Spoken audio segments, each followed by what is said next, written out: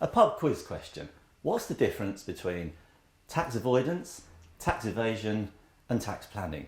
It might also be a question that your clients or some professional advisors might ask you when you're talking to them about tax efficient planning with retail investment products. Well, we are fortunate that HMRC, in one of their many documents on tax evasion and avoidance, have given us their answer. Tax evasion is always illegal. I think we all know that. It's when people or businesses deliberately do not account for the taxes that they owe.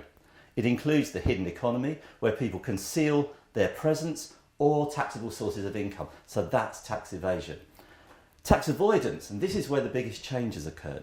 This involves the bending of the rules of the tax system to gain a tax advantage that Parliament never intended. It often involves contrived, artificial transactions that serve little or no purpose other than to produce a tax advantage. That's the important point. It involves operating within the letter of the law. This is really important too, the letter of the law, but not within the spirit of the law, and that's where we've seen the greatest change. Most tax avoidance schemes do not work, says HMRC, and those who engage in it can find that they pay more tax than they attempted to save once HMRC has successfully challenged them. So this really sums up the important differences between the important difference between the way the world was when you could operate within the letter of the law and achieve your purpose, despite including contrived steps, and working within the spirit of the law, which is what HMRC are now seeking successfully to apply.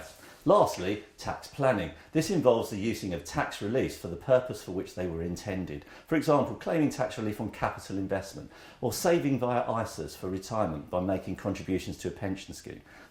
Or saving via ISAs or for retirement by making contributions to a pension scheme. However, tax reliefs can be used excessively or aggressively by other than those intended to benefit from them, or in ways that clearly go beyond the intention of Parliament, inserting steps to accentuate the tax relief that Parliament intended to give when writing the legislation.